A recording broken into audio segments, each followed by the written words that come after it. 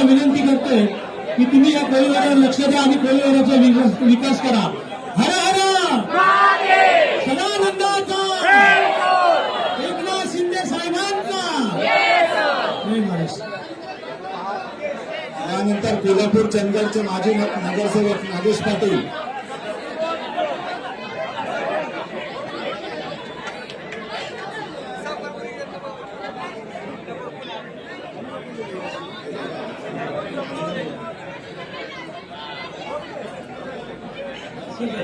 सर्व महिलांनी स्टेज जवळ यायचं आहे. साहेबांबरोबर फोटो काढायचे सर्वांनी.